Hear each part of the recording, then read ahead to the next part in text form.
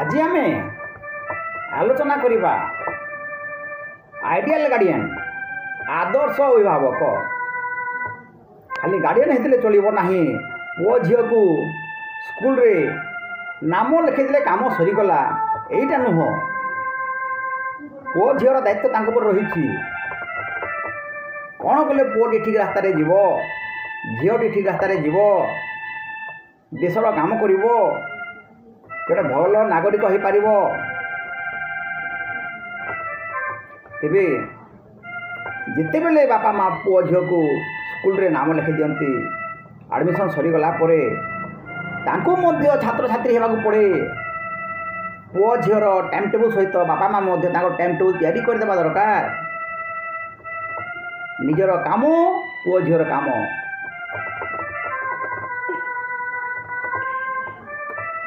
संध्या समय पुओ झियो को बापा माँ पाठ पढ़ेबा दरकार, सकाले पाठ पढ़ेबा दरकार।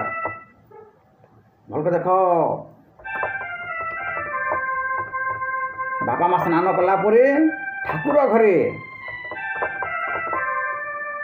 पुओ झियो को बसेबा दरकार, वंदना प्रार्थना भजन करवा दरकार। जहाँ फल पुओ झियो देवादेवी विषय जानीपारे, महिमा जानीपारे, रामायण गीता महाभारत भागवत जिते अच्छी से विषय जानीपारे, तांकर भक्ति भाव वृद्धि पाइब, आध्यात्मिक शक्ति वृद्धि पाइब। भोजन कला बेले एकत्र भोजन कले, सहभोजन कले बहुत उत्तम स्नेह भाव बढ़ी थाए। रात्रि समय यदि एकाठी भोजन कले बहुत भल। सहना भवतु सहनौ भुनक्तु। किछि बापा अछंती राति 10टा 12टारे खाती, एटा ठीक नुह। जिते बेले शिशु माने विद्यालय पढ़ुछंती, गार्डियन मध्य विद्यालय सहित जोगाजोग करबा दरकार, जहा द्वारा पुओ झियोर सुविधा असुविधा जानीपारे। सरकारी स्कूल रे तो मुक्त पाठ फ्री रे बही मिलुची, खाइबा को मिलुची, सेतिक रे छाड़ी देले हबो नाही, ध्यान देबा दरकार। बेसरकारी विद्यालय रे मासक मास पैसा देवाक पड़ुछि, खाली पैसा गणी देले पाठ हेबो नाही, सेति प्रति ध्यान देवा दरकार। विद्यालय को जाइकि subject teacher, class teacher, headmaster समस्त सहित जोगाजोग करवा दरकार, जहाँ फल पुओ झियोर कथा सब जानीपारे, केउठी सबल केउठी दुर्बल अछंती।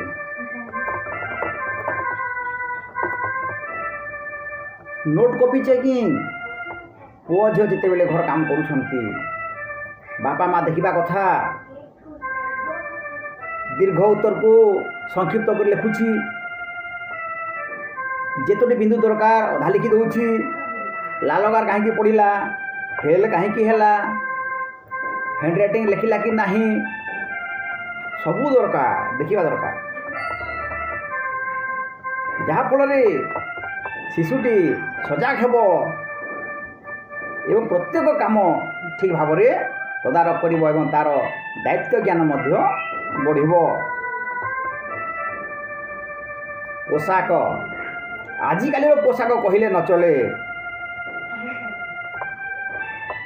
आगे जो कपड़ा रे पोशाक तैयारी होतिला, आज से कपड़ा रे 3टी पोशाक तैयारी हेब। अर्थ बुझी पारुथिबे। धीरे धीरे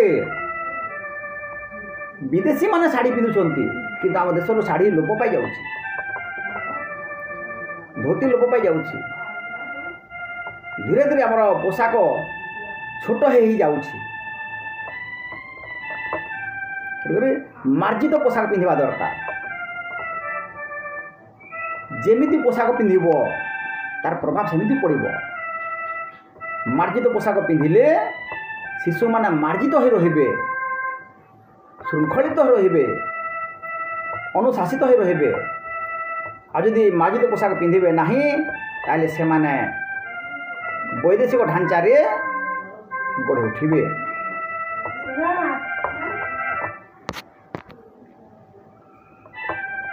ଡେଲି ପ୍ରୋଗ୍ରେସ୍, ପ୍ରତିଦିନ ଶିଶୁମାନଙ୍କର ଉନ୍ନତି କେମିତି ହେଉଛି, କେତେ ପରିମାଣରେ ହେଉଛି, ବ୍ୟବହାରରେ କିପରି ଉନ୍ନତି ହେଉଛି, ଖାଦ୍ୟପେୟରେ, ପାଠରେ କେମିତି ପରିବର୍ତ୍ତନ ଦେଖାଯାଉଛି, ଏଇଟା ମଧ୍ୟ ବାପା ମା' ବିଚାର କରିବା କଥା।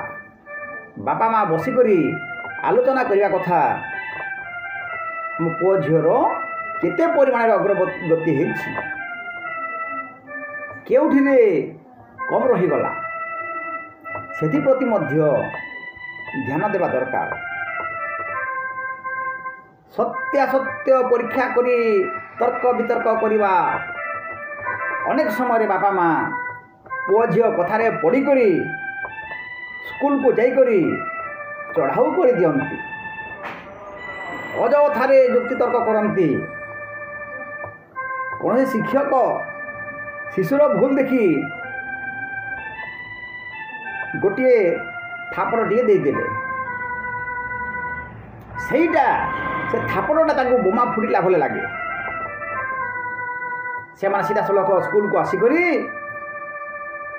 ସାର୍ ମ୍ୟାଡ଼ାମଙ୍କ ସହିତ ସେମାନେ ପାଟି ବେତଣ୍ଡା କରନ୍ତି, କଲିକଜିଆ କରନ୍ତି, କିଛି ବୁଝିପାରନ୍ତି ନାହିଁ। ପୁଅ ଯଦି ଗଛ ଚଢ଼ୁଥିବ, ଶିକ୍ଷକ ମନା କଲେ, ସାମାନ୍ୟ ଥାପଡ଼ଟି ଲଗେଇଦେଲେ, ଏଥିରେ ଭୁଲ କ'ଣ? ଯଦି ପଡ଼ିବ ଗୋଡ଼ ହାତ ଭାଙ୍ଗିଲେ ଭଲ। ତେଣୁକରି ପ୍ରଥମେ ବୁଝିବା ଦରକାର। ବୁଝି ବିଚାରି କାର୍ଯ୍ୟ କଲେ ବିପଦ ନ ପଡ଼େ ଭଲେ। ତେଣୁକରି ବୁଝି ବିଚାରି କରି ପରାମର୍ଶ ନେଇକରି କାମ କରିବା ଦରକାର। କେବେ ଶିକ୍ଷକ ଶିକ୍ଷୟିତ୍ରୀ ବିନା ଦୋଷରେ ଛାତ୍ରଙ୍କୁ ମାଡ଼ ମାରନ୍ତି ନାହିଁ। ସେମାନେ କିଛି ଗୋଟେ ଦେଖିଥିବେ। ହଁ, ମାଡ଼ର ପରିମାଣ ଟିକିଏ କମ୍ ହେବା ଦରକାର। ଜୋରରେ ପିଟିବା ମଧ୍ୟ ଠିକ୍ ନୁହେଁ। ଛୋଟ ଶିଶୁମାନଙ୍କୁ ଭୟ ଦେଖେଇକି ଆମକୁ ରାସ୍ତାକୁ ଆଣିବାକୁ ପଡ଼େ। ତେଣୁକରି ଏ ହେଉଛି ଆଦର୍ଶ ଅଭିଭାବକ। ଶିଶୁର ଜନ୍ମଠାରୁ ଖାଦ୍ୟପେୟ, ତା'ର ଜୀବନଯାକ ଯାହା ଯାହା ଦରକାର ତାକୁ ପୂରଣ କରିବା ଦରକାର। ଭଲ ଉପଦେଶ ଦେବା ଦରକାର, ନୀତିବାଣୀ ଦେବା ଦରକାର, ଶାନ୍ତି ଶୃଙ୍ଖଳାର ସହିତ କଥା ହେବା ଦରକାର। ଯେମିତି କଲେ ଏ ଶିଶୁଟି ଧୀରେ ଧୀରେ ଭବିଷ୍ୟତରେ ଆଦର୍ଶ ମଣିଷ ହୋଇପାରିବ, ଭାରତ ମାତାର ଆଦର୍ଶ ସନ୍ତାନ ହୋଇପାରିବ, ସେଥିପ୍ରତି ଧ୍ୟାନ ଦେବା ଦରକାର। ଏହି ହେଉଛି ଜଣେ ଆଦର୍ଶ ଗାର୍ଡ଼ିଆନର ଡ୍ୟୁଟି।